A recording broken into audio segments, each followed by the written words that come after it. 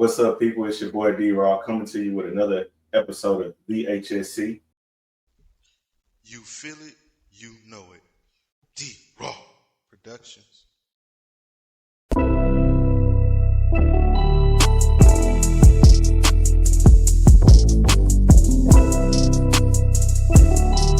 Houston Sports Connoisseurs brought to you by D-Raw. CB, let them know what it do. CB is in the building. Yeah. CB is in the building. Yeah. Oh, my bad. We started, bro? Yeah. You got to forgive me, man. I was looking over some of these job applications, man. I'm ready. Oh, yeah, for sure.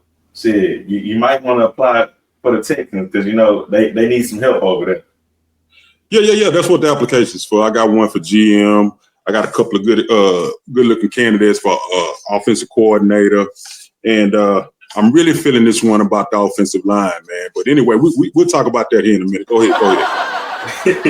Hey, bro, looking at this Texans and Jags game, the Texans now 0-3, Jags 2-1. And then we look at the other team in our division, the Colts, they 3-0. I'm really worried about what the Texans got going on. But at the same time, I feel okay about some things. But, of course, you can't never be okay when you're 0-3. But a 17-10 loss to the Jaguars, a team that we haven't lost to since when? 2017? And then the week before, we lose to the Buccaneers, who we ain't lost to in since 22, 23 years? Like, man, it's some history being broken right now, bro. And I'm just sad to be here. Mad to be here to even witness it. You know what, man? I kind of hate to admit this, but I blame it all on you. Because there was a couple episodes back, you asked me, you was like, hey, bro, what team do you think is in danger that made the playoffs last year might end up not making the playoffs this year, not even winning their division, and coming in dead last in their division? How could this possibly all flip and turn around and possibly be the Texans, bro? You right. That's crazy. I did ask that question. But I was right a little bit about some of my predictions. Look at Illinois, they had went down. But Detroit, hey, them boys rolling, and I like to see it. So Jahmyr Gibbs, he looking like he's going to be that guy as I promised. But back to the Texans, bro, man, the defense hasn't really looked as stellar as we thought it would. But before we even get on the defense, let's go ahead and just talk about the offense because that's the main focus. You talked about the offensive coordinator. You talked about the O-line. Nick Caley ain't cutting it. And to be honest, I'm almost feeling like I wish we still had Slowick right now because I feel like Slowick was better with his play calling than Nick Caley. That's just my opinion, though. Bro, that's the consensus of anybody that's watching these Texans this year.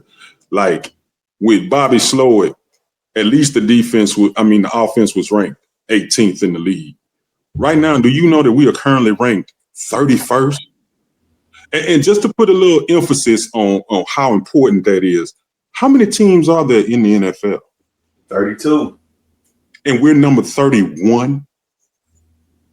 Bad. When do you say maybe this guy, and I know it's still kind of early, but when do you say maybe Caley is just a little bit in over his head right now? I believe he is in over his head. We 0-3. The offense has yet to look productive. And I'm going to be honest, the first game when we played the Rams, I gave him a little pass. I'm like, man, it's the Rams. You know, this is a championship contending team. But then we go out and we do the same thing, the same scenario. Week 2, week 3, same scenario. Come on, bro. Like, why aren't we creating something better for Stroud to have more time in the pocket? Why are we not using these rookies we drafted in the second and third round in first round in the best way possible? And then we got Ursery out here getting ate up. You know, Higgins looking good. Noel looking good. But, man, it's just like he's not utilizing none of the talent, bro, the right way. Well, at first they were saying that Blake Fisher, he was a promising rookie, and then all of a sudden he went on a downward spiral. Now they were saying the same thing about Ursery, and the same thing is happening to him, only he didn't even make it through the entire season. He's on a downward spiral. Right. And you know what? I hate to speculate, but now the way that things are unfolding with the Texans, bro, it really made me think a little bit, like the way that Laramie Tunsil exited the fold. It was said that, he was unhealthy for the team chemistry anymore, and he just wanted to be out. And a storyline that came out, but they kind of muffled it, was he was kind of upset with the coaching. Now, fast forward to that. We got another star player out the door. Why? Because he was unhappy with the coaching. And what does it say about your organization if them dogs coming to the front office, ready to voice their opinion, ready to give valuable input on how things can get better, and then you kick them out the door? This man is unemployed for simply trying to make a suggestion on how the team could get better. But you know what's even more crazy, bro? They had just readjusted his contract, guaranteed that boy $7 million 2 weeks ago, and now today he out the door. It don't even matter. It ain't even about the contract. Cause see, ball is ball, and if you ever played the game, you go through all you go through college to make it through to the NFL, to take care of your family, to get the big contract. Whoop-de-whoop-de-whoop, yada yada yada. I get that. But the majority of the dudes that's in the league is playing ball because ball is all they know. Ball is they love, they passion. And when they see the team that they are currently on not making the moves, the adjustments to be successful, it's hard to even put a dollar value on that because they're not worried about the money at that point. They want to win. They want to win for themselves, the team, the organization, the fans. They just want to win. That's all they know, man. And when you take that from a player, bro, you crippling them. Yeah. Yeah, you look at CJ Gardner-Johnson, bro, you know he want to win. He was just a winner. He was a Super Bowl champion. And so that was the main reason we even signed him or brought him in through a trade, because he brought that pedigree in. So how do you even allow something like that to, I guess, bother the team to where y'all want to cut him after you just resigned him? You felt so positive. I mean, we waited on him to get healthy after the little ankle injury or knee injury, whatever he had. And then, just so much, bro. And just to see him gone after 3 games, you didn't give it a chance to really let everything gel, get everybody on the right page. Like, it's not just CJ Gardner-Johnson that's fucking up on the defense. It's other players. I'm looking at Toa missing tackles. We're looking at EJ Speed missing tackles. It's a lot of things, bro. Derek Stingley playing average at best right now. So everything, all this culminates into bad football. But a lot of that, like you said, you got to look back at the organization. We look at the culture. We look at D'Amico Ryans, and we really put a question mark there. How hot is his seat? But more than most, we got to look at Nick Caley because the offense just not helping the defense. The defense has put the offense in a lot of positive positions in the 3 games that we've watched, and the offense has let them down each and every time. And that starts with the O-line, and that's whose seat should be the hottest. I don't know who's coaching the O-lineman, if they even got a coach. But, man, something got to change right there. From the O-line to the scheming to make this team start clicking. Well, I'm going to tell you what's going to help them start clicking. I'm 2 steps ahead of you, bro. Before you even fired it up today, I say he's going to ask a very important question, and I'm going to be ready for that. So how do we get a jump start? How do we spark? Just take a quick look behind me. We need to put this sign right here outside of NRG, effective immediately, bro. You understand what I'm saying? This is the caliber of personnel that we need to hire for the team. You know what I'm saying? We are now hiring non-stupid people. That same offense that didn't work for Bill O'Brien, that didn't work for Bobby Slowik, and now is not working for Nick Caley. To me, to keep running it is stupid. Now, I will address one other thing that you mentioned. I don't feel at this point that D'Amico's job is in jeopardy, that he's really on the hot seat. But I do think the door is finna open up for Nick Caserio to be out. Oh, yeah. And for D'Amico to get a GM that he can work better with, because D'Amico knows the kind of players we need, right? Yep. I don't know how much of that is being crippled or stipend by Caserio, because he keep going and getting either systems or players from New England. Bro, you're not in New England. This is the H. You know what I'm saying?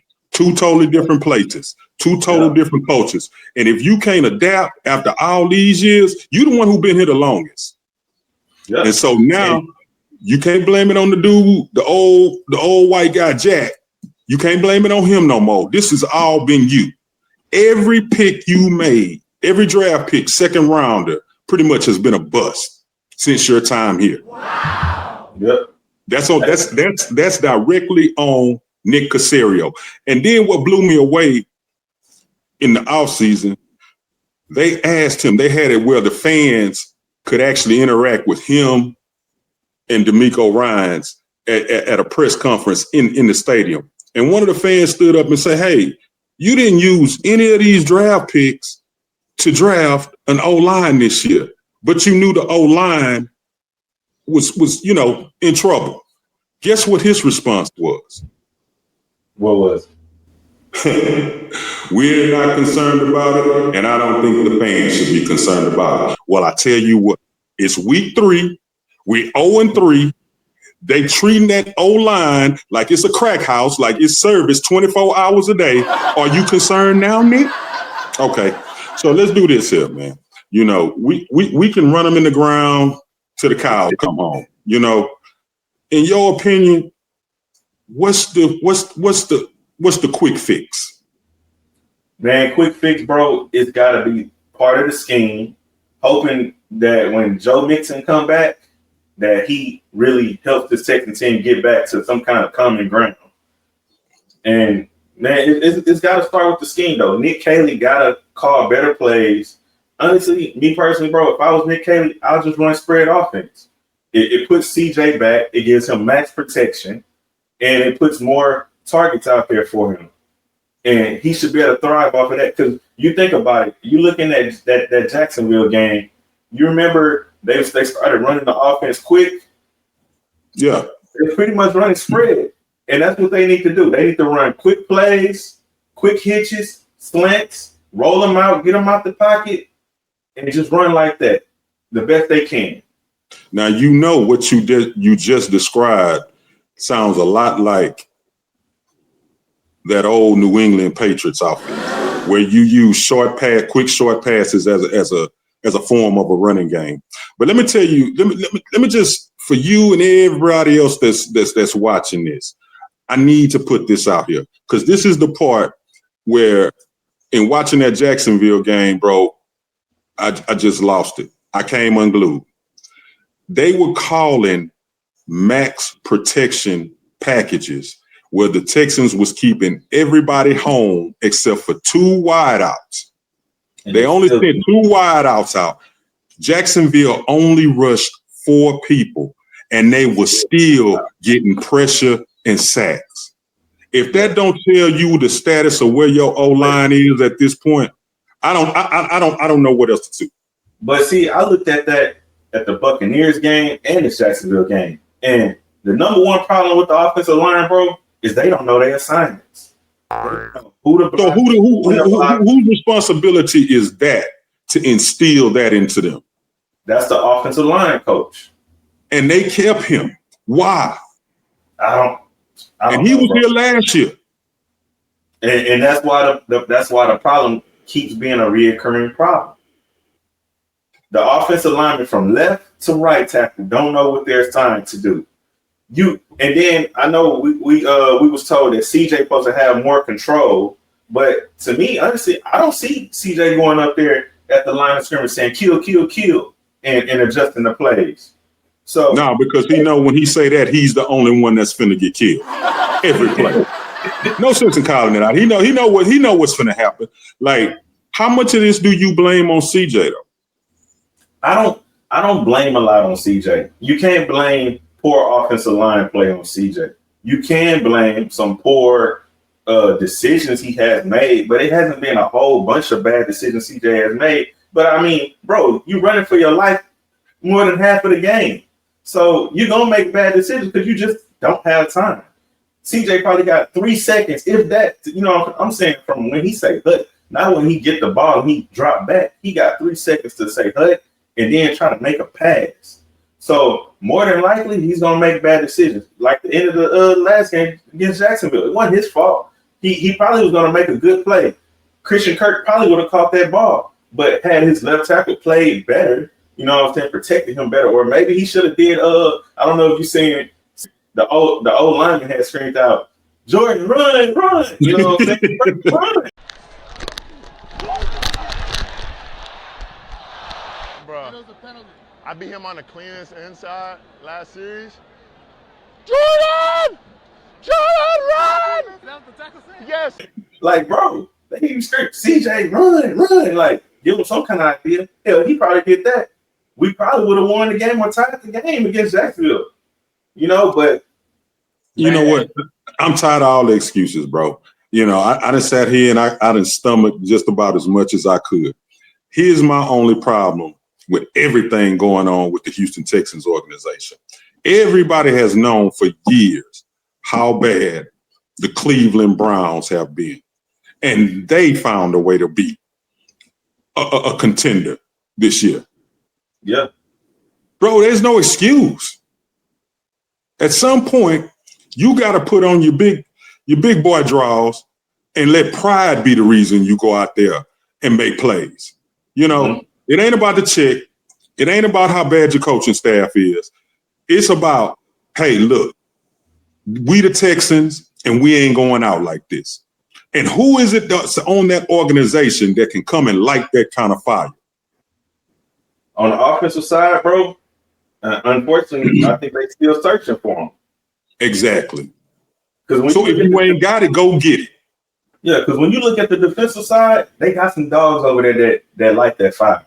But on offense, they don't have it. And then we look at CJ. I feel like the Texans letting him down right now. But at the same time, CJ not being the same person that he was from the beginning. How can he be? This offensive line has gotten worse ever since his rookie year. That's one fact that's not being stated. That's true. That's true.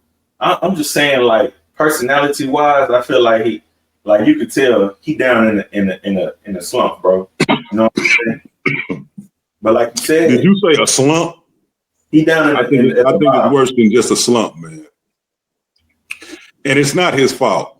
It's not. But I do think his confidence has taken a huge blow.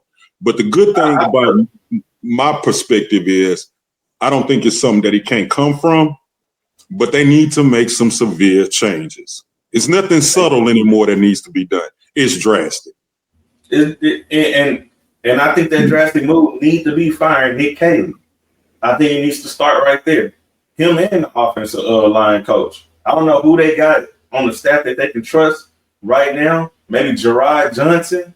Maybe he call plays and they get somebody else to help with the O-line. But, man, Nick Caley ain't it, bro. He ain't it. And to be honest, like, we're looking at week 3. You know what I'm saying? Things not looking promising. But I will say this. I looked at where the Chiefs are at. I looked at where the Ravens are at. The Chiefs, 1-2. The Ravens 1-2. Texans 0-3. And it's like, man, those 3 big AFC championship kind of contending teams, prior to those season starting. So the Texans might not be in such a bad position. But the one thing that is still glaringly obvious is that the offense is really not striving. and they haven't hit a stride to even make us feel like they're gonna go out and dominate in the next couple of weeks. Every week we lose every game on one play for the most part. No. Off a turnover. No. Week one, the punch out. Week two, Toa missed Baker Mayfield taking bad angles and all those missed tackles they had. Week 3, blown coverage and a forced fumble. Same thing, bro. It's the same thing. So, I mean, you got me feeling like we be watching two different games, bro, because the Texans ain't lost one of their games on one play. Now, you can say it was on their last opportunity play to finally get something together to either tie the game or win the game. They messed up on that. But it takes more than one play to lose in the NFL. The Texans lost a bunch of plays from the first quarter through the fourth quarter. They lost a bunch of plays, not just one. True. That's true. I mean, that's true, but I'm saying it was 3 plays from each game, a play from each game that defined their 0-3 start, bro. So again, you say the quick fix is to get rid of the O-line coach, get rid of Nick Caley, and then what? Because you still got the same players there.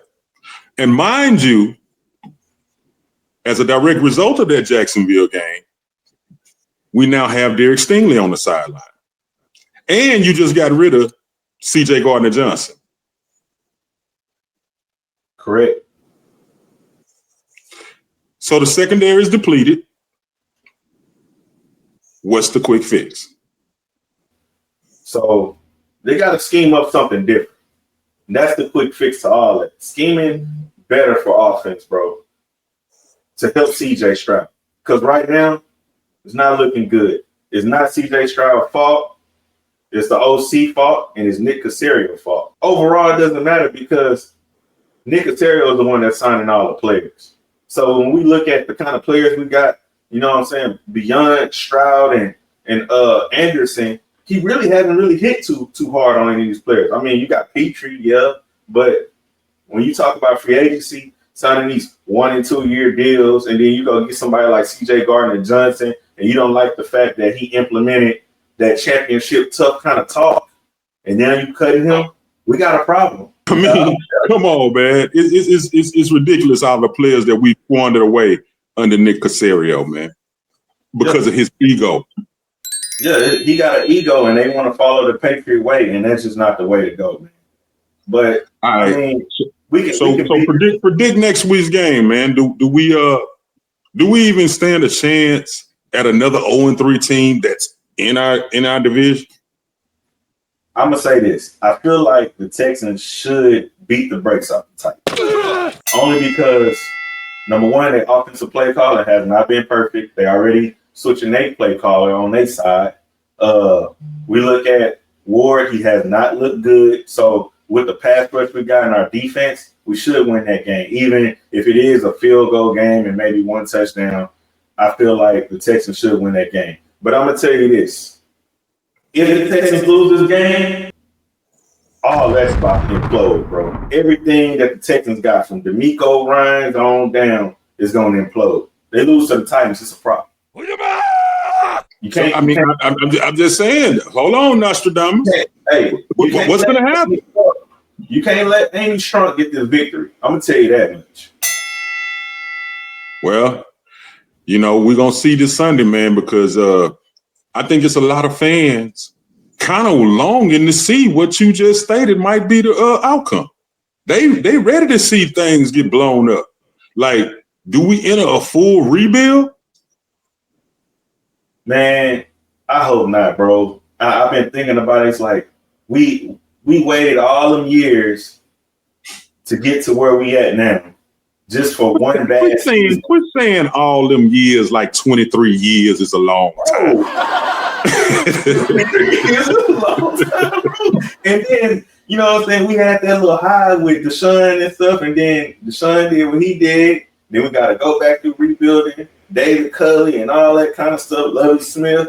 And then we get DeMeco, and back on the high and just after, we predicting like, yeah, the Texans, they really got a Super Bowl team. They really can make that move. And then boom, it make me think like, it make me think about the Oilers, bro. Yeah. It's like, it's like I'm starting to think, do this city have a curse over it, bro? Is it some kind of curse, man, for the H-Town teams this year? Because, the Astros have won in the championship, the Rockets have won in the championship, but not the Texans. And this was the year that they was looking to do something, and it just fell apart before it even got started. And look, before I touch on the Rockets and Astros, I do want to say this. If the Texans truly have to blow up their team again to where we sitting back and watching the Texans win 2 and 3 games and all that again, bro, I really think it's time to change ownership. I really do. Whoa. We can't keep going through the same ownership and he keep telling us, oh, we're close and we ready and we this and we that and giving us false promises and we've yet to see it from him or his daddy, bro. Like, it's time for a change and we got to go through all that again. I ain't going to say that it's time for a change with the ownership, but I do think the ownership needs to change their philosophy on what they will. It's sort of like what I tell people all the time.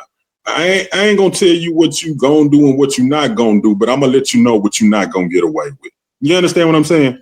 And that's what he needs to do with the GM that he has in position or in place. Look, I'm hiring you to come here to do one thing. That's put a team together out there that's going to win the Super Bowl. Anything else other than that is totally unacceptable. When you start off with that clear directive, we should move in the right direction. And you hire the best candidate to get you there. Nick Caserio was never bro, out of all the time the Patriots was winning, I never remember hearing Nick Caserio's name equated with none of that. And then you bring him here. For what? The Texans have been trying a long time to get Nick Caserio, though, if you remember. Remember didn't they get penalized or something or fined for even trying to talk to him at one point? But I'm not understanding why. I'm not even understanding why. Nick Caserio looks like the only thing he has done since he's come to Houston is to go get free Ozempic shots or Monjaro or what's the other one? Like the man look like he getting sicker and sicker by the day, dog. Like it's getting ugly. Yeah. But I think the ownership just needs to change their philosophy on what they are willing to accept from the role of GM on down. It's no longer working. If you were high on Nick Caserio, look at the results that you've had in the time that he's been here. He just hasn't produced. Especially not how they hyped him up to be. Like, we thought he was going to be some kind of GM guru, you know what I'm saying, and be able to scout out the right players and pull them in, reel them in, make the right deals. Like, we ain't saying none of that, bro. I'm finna go on the record and say something, man. That I don't even care. They might sue me behind this here. You hear what I say? Because I said that. Okay. I think Robert Kraft is paying this man to undermine our organization because he ain't doing nothing. And all he do is keep making dumb trades with the Patriots to help them get rid of people they invested in that they paying too high, that a contract they don't want no more, so they offload them over here in Houston. That's the only thing I see this man doing. Hey, that's a high possibility. You think about it, because look what Bill O'Brien came here and did, and he said it. He basically came here to destroy the Texans. I need to say more? And he wanted Bill Belichick's position. So, man, none of that, bro. None of that amazes me, man. But looking at the Houston teams, the Rockets, the Astros, the Texans, bro, like, are we really doomed across the board? I mean, Fred VanVleet towards ACL, we can hype for this Kevin Durant-led team with the Rockets. the Astros, they go get Correa and Paredes and all these other players we done brought in, and all we have done is lose. Now we 2-3 games behind the Mariners. Like, man, and we look at the Texans, we had all that potential with the Texans, and we start out 0-3. 0-3. Yeah, three seems to be the magic number for Houston sports franchises this year. But I want to say this real quick about the Astros. Yeah, they 3 games back, but it's 6 games left in the season, and they're going to play 2 teams to cover those 6 games. And both of those teams have losing records. So I think earlier I saw somewhere where the Astros have a 65% chance to make it to the playoffs. So I think they're going to be fine. But you got to remember, and this is not any of the players' fault or any of the coaching or anything over there. The Astros got hit hard with the injury bug this year. I'm talking hard, all the way across. They're the only MLB team that started like 15 different pitches this year at some point. Yeah. 15. That's unheard of. But I think the bullpen has kind of settled down, people coming back from injury. So I look forward to them making a strong playoff run. So I'm not too much worried about the Stros. I hope so. I think they'll be all right. And we make a run, bro. I mean, the city got to lean on something. We got to have something to be proud of because the Texans just not it right now. But they're not it at all. But I hate to keep leaning on the Stros, but you got to do what you got to do. You got to get, you know what I'm saying, fake it till you make it right now, man. And that's all we got. Hey, look, this is the last question I got for you, though. With VanVleet going out, do you feel we should go get another point guard or lean on Reed Shepherd? And what do you think about Westbrook possibly being a Rocket again? Nope and nope. I don't want to see Reed Shepherd at the guard, and I don't want to see Westbrook back in Houston. Listen, you learn from your mistakes, okay? That'll be like us saying, "Oh, why don't we go bring David Carr back to the Houston Texans?" or Brock Osweiler. What is he doing these days? Who cares? If it didn't work before, that's your sign right there. Now, I do think they do need to seek out another potential guard just for depth, but I think they have some pieces in place right now that can really compete at a high level. I'm telling you, I love what the Rockets have assembled, and I don't want a cancerous attitude in that locker room when things doesn't go his way to tear down what they built. And you got to remember, he didn't work here without Kevin Durant. And then when he was with Kevin Durant, he got jealous in OKC. So you want to relive that here in H-Town? No, thank you. No, especially not at his old age now. No, thank you. Yeah. But, the Rockets are going to be fine. They still don't know how long VanVleet will be out. Hopefully it's not the entire season, but I do think they need to put in a fill-in to get us over the hump. You know what I'm saying? Yeah, it'd be nice to go find some kind of veteran point guard that we can, get they'll fill that role, especially at least until he come back if possible. Now, I'm going to tell you something, and this is one of the things I love about Ime Udoka. He's good at just being a developer. So, to me, he don't have to get his hands on a bona fide, certified, proven veteran. He can take and probably get more out of a younger player that ain't been in different systems and have, this certain type of mentality. He could bring in a rookie that's got, a great upside and just fill him with nothing but what he's trying to get done here in H-Town. And I think that'll work just fine. Man, I love to see it. I love to see new players get a crack at it. Yeah. It's gonna be cool. I'm gonna keep my scope out to see what the Rockets do. You know what I'm saying? But I know we got Reed Shepherd. I know we got Holiday. So if we got to lean on them guys and then all the other talent we still got on the Rockets team, there's a lot of talent out there. So it's gonna be interesting to see how they build that up coming into the preseason, which should be starting soon as well.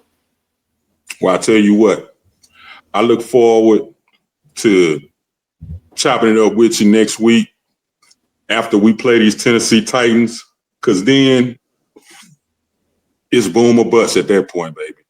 The conversation, the pudding is going to be on the table, the proof. It's going to be right there for us all to see.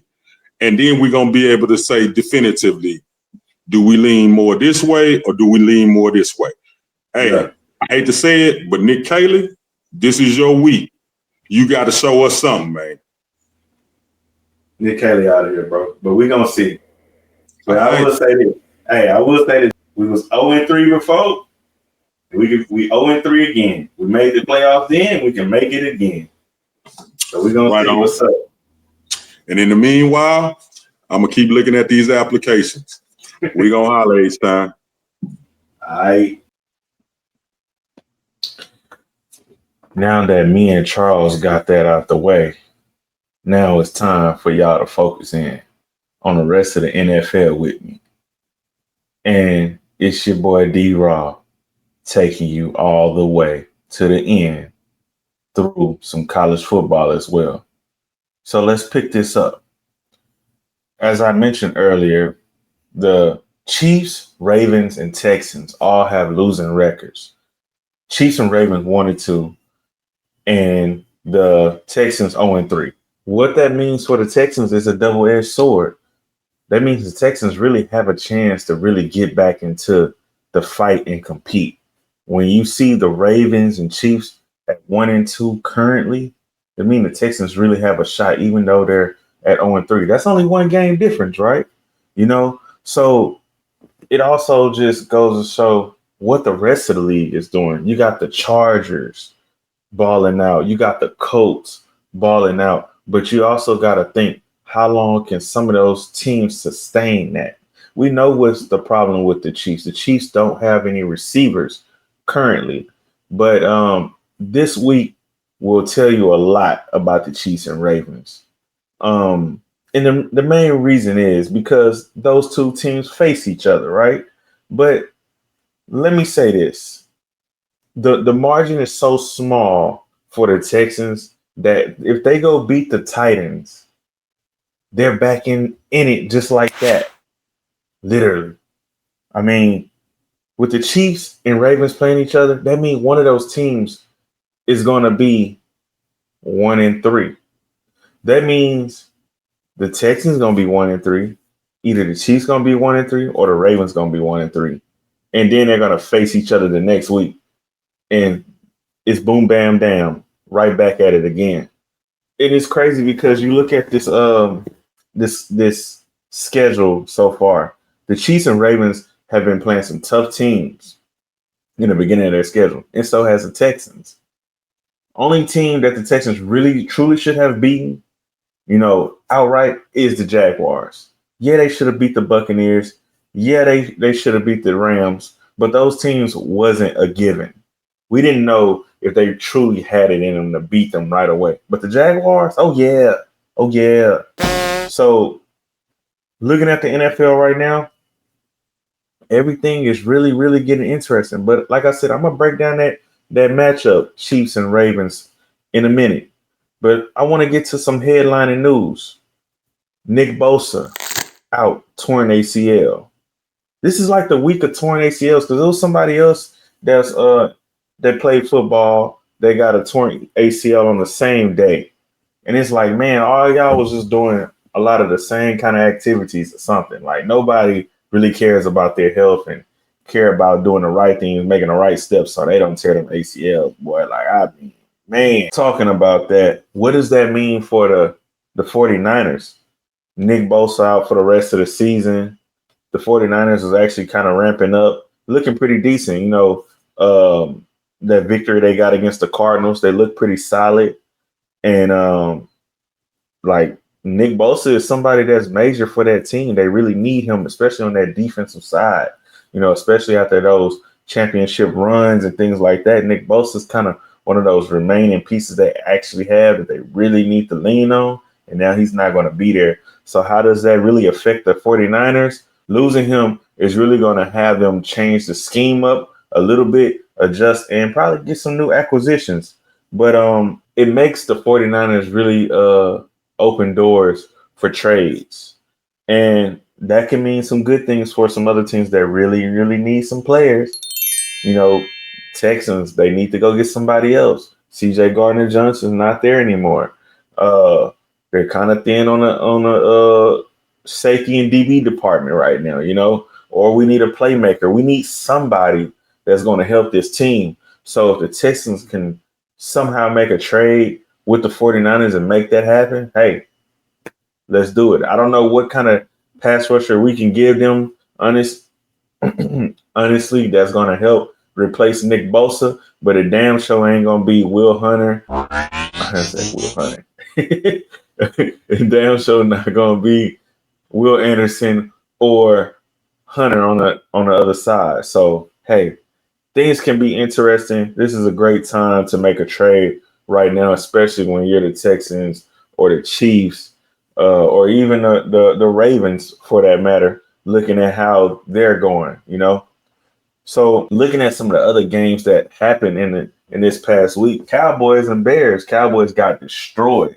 The Cowboys is now 1-2. After I said that they look like the best team in Texas, which they probably still kind of do, they don't have the offensive problems that the Texans do, but they do have some defensive struggles. We all know that. We're all aware of that right now. But I think the Cowboys can clean that up with the right scheming as well. And I think they might. I think they're still going to be a competitive team at the least. Chicago, man, just to see Chicago take care of business against Dallas look good for Caleb Williams, But like we said, Dallas don't really have a strong defense, so it allowed Caleb to really sit back there and cook, and which he did. He did. He was the chef that day. But Chicago is improving, and we're seeing it right in front of our eyes with Ben Johnson. The Jets fall again, this time to the Buccaneers. The Buccaneers win another close game. Man, it really sucks to be a Jet right now, It just seemed like they really playing their asses off and they just can't get it done. But one thing we can say is that Justin Fields was not around this week. So hopefully he come back next week healthy without the concussion protocol going on. And hopefully they go out there and get their first victory. But it really sucks being a Jet right now, just the kind of losses they have taken. Especially when you're giving your all and you still not getting that W, unlike the Texans. They're not giving their all on the offense. They're not scheming up the best things to really win, So that's the difference in that feeling to me. And that's what I see. But I do want to talk about the Buccaneers. The Bucs truly have become a legitimate dark horse in the NFL. Their early wins may be less flashy than some, but the close winning and handling the pressure has made the biggest difference, and they stay very disciplined. The biggest question mark for the Buccaneers right now is health. Can they stay healthy, and can they stay legitimate throughout the season? Meaning, can they be consistent throughout the season over 18 weeks? Can the Bucs do that? That question remains. But like I said, this upcoming week of the NFL is going to be very, very spicy because we're going to have some good matchups for some teams that we call playoff contenders going head to head. So that's what we about to roll right into. We talk about certain teams looking strong and certain teams flying under the radar. We're talking about the Lions and Chargers. We seen what the Lions just did to the Ravens, how they just dismantled them, took care of Derrick Henry once again, forcing another fumble. They going down and also just putting the pressure on Lamar Jackson. That's elite football out of the Lions. After a week 1 loss, the Lions is looking very strong. Chargers balling out, still winning, still undefeated, still figuring things out at a high level.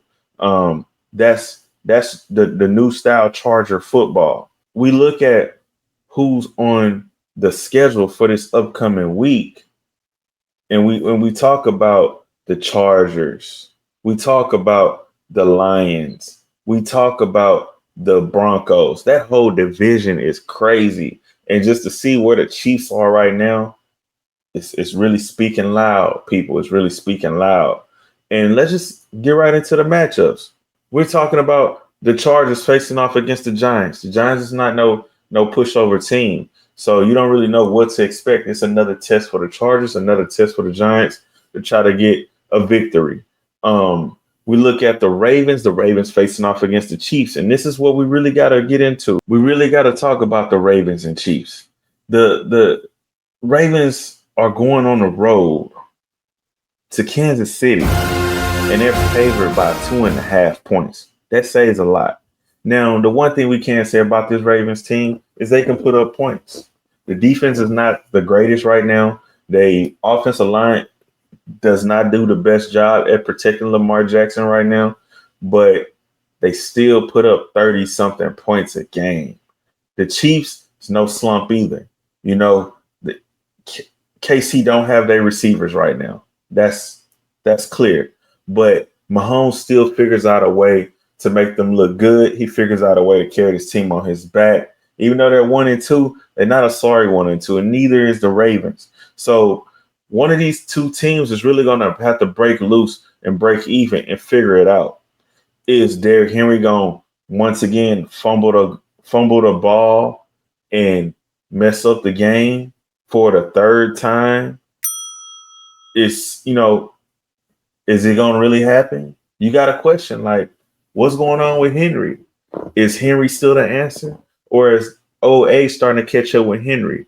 He's forgetting to do things that he used to do correctly, holding the ball high and tight, allowing elite defensive players to take the ball away and end the game. And when I say end the game, end it with an L, end up on the wrong side of the column.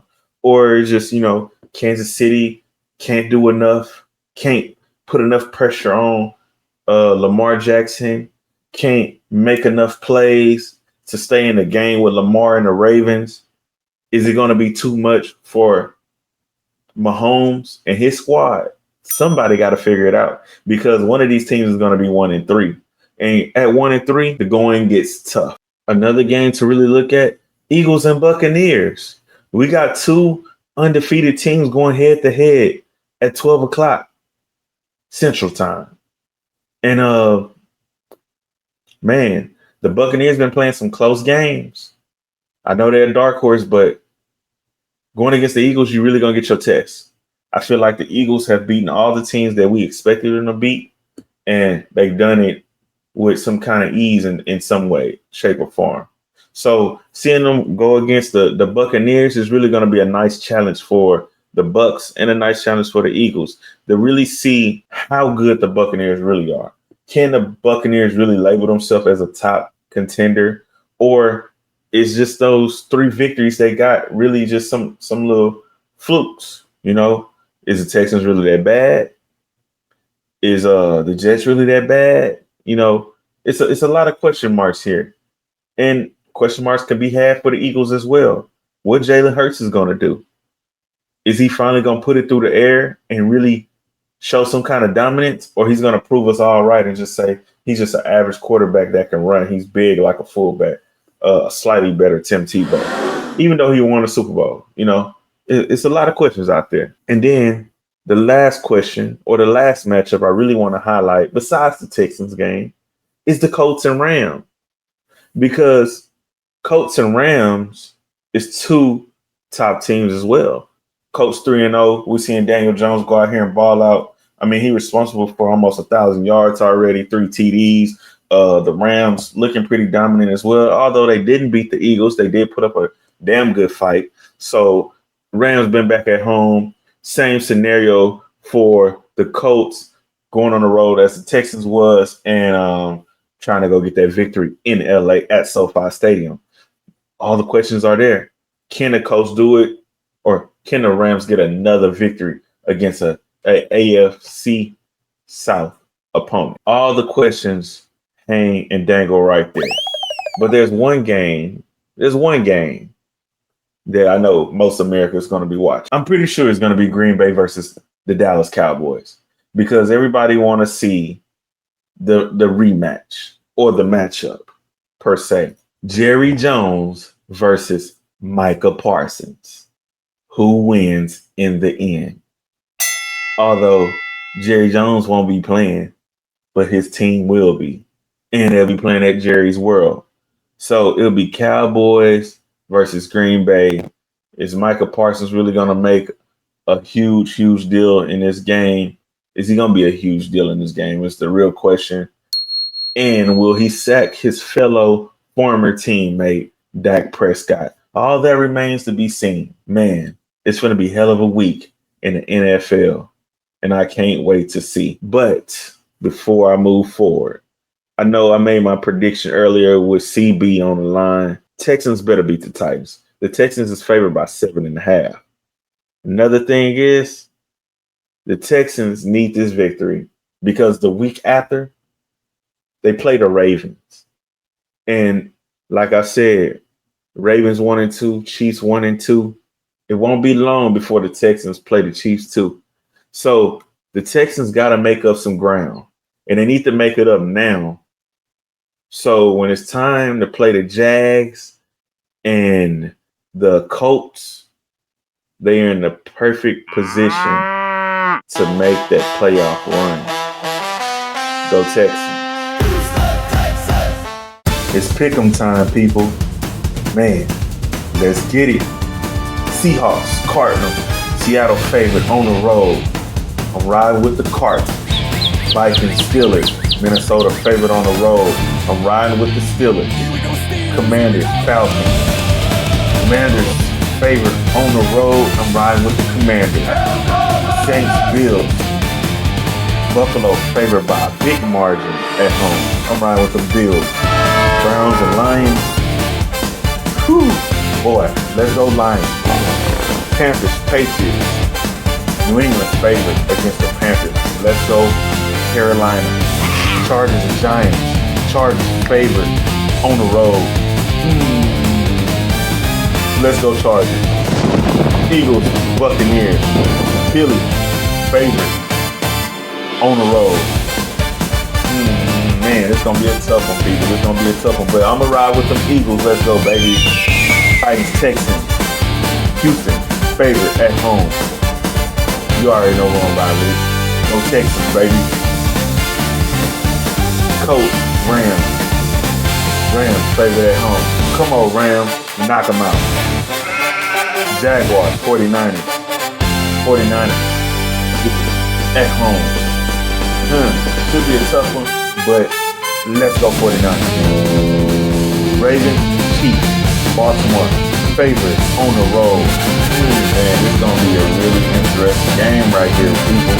But I'm going to have to ride with them Ravens. Bears, Raiders. Chicago, favorite on the road. Let's go Bears. Packers, Cowboys. Green Bay, favorite on the road. 6.5, man. Boy, let's go Packers, though. Go Pack, go! Jets, Dolphins, Miami, favorite at home. I think the Jets actually got them one. Let's go Jets. Bengals, Broncos, Monday night. Denver favorite at home. Gotta ride with the Broncos, bro. That was an easy one. Man, and that's your week for the NFL. Week 4. It's college time, people. College football last week was not the most amazing, right? It wasn't the most highly staked games on TV, but the ones that was there to watch did matter.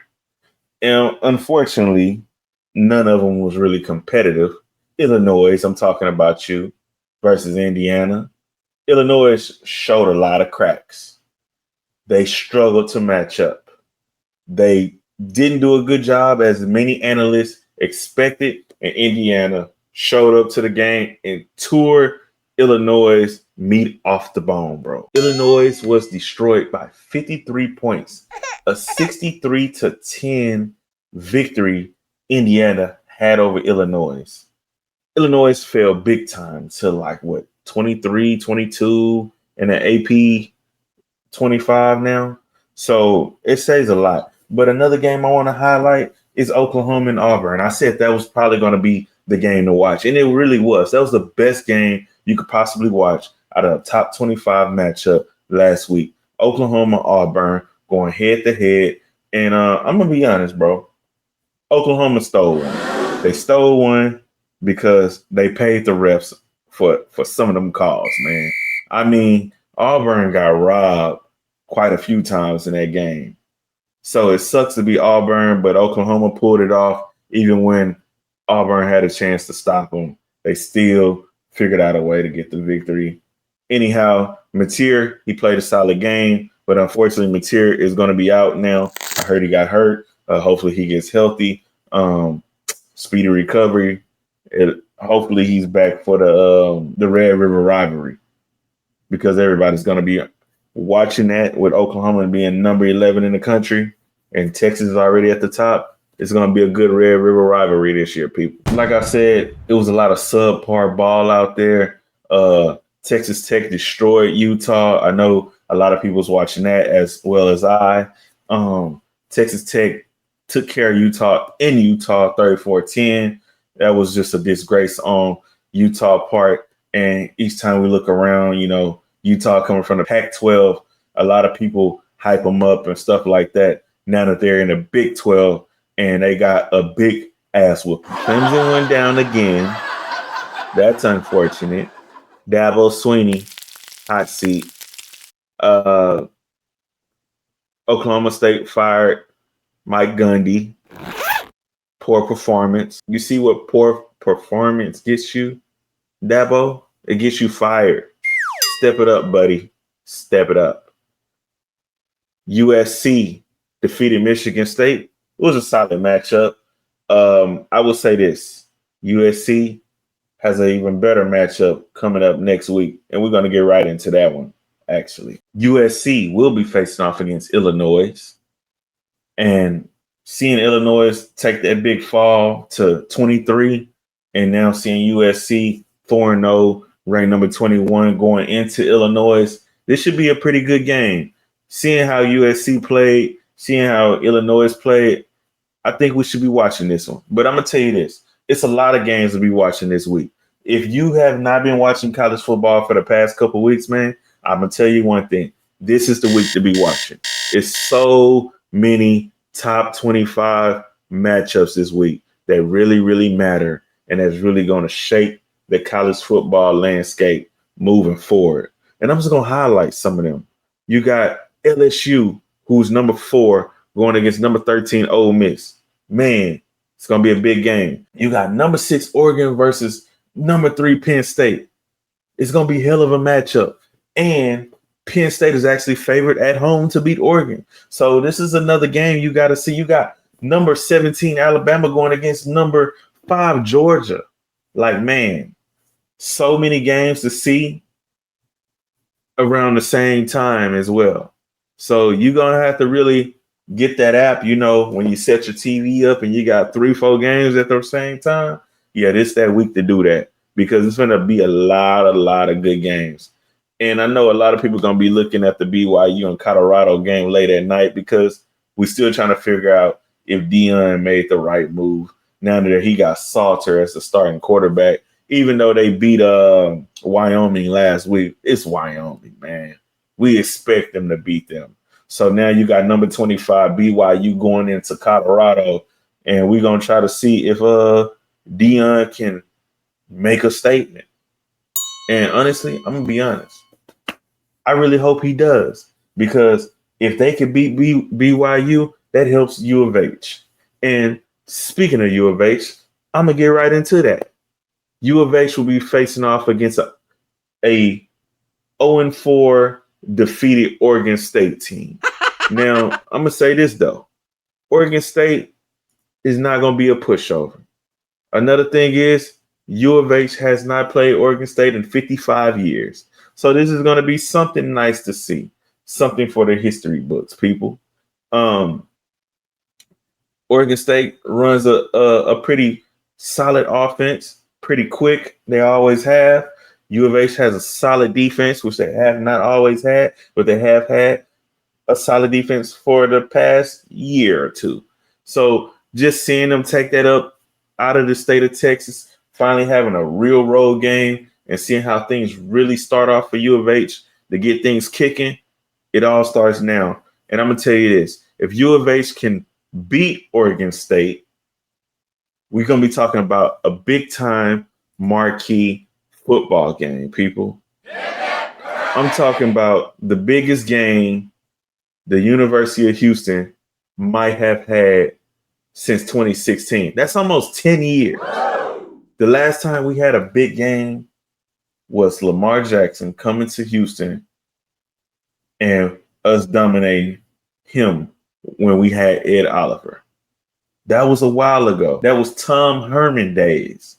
So if we can take care of business against Oregon State, Houston, buy your tickets. Get ready. Unfortunately, I'm going to be cruising, but I'm going to be watching. Houston versus Texas Tech. Top 25 Texas Tech and possibly a top 25 Houston after defeating Oregon State. I'm going to say this. ESPN game day, pack your bags. Get your tickets ready. Fly to Houston. I keep saying this. I've been saying this for the past couple weeks. Lee Corso, come put that Cougar mascot helmet on one more time. Let's do it big, baby. Go Cougs. Stroud and D-Roll, the Houston connoisseur, coming so hard from the city of players and pimps. I can call all the plays on a Friday night. By Saturday morning, the H gon' know my name. Hop on the mic, drop and take so hard you couldn't resist this game. From the south to the north, by Sunday night, y'all gon' know me. Worldwide, Texas to Caley. Beating down the block while you listen to me. Don't forget to feel when you're rocking with TheHSC. If you feel it, you know it. Y'all better believe it.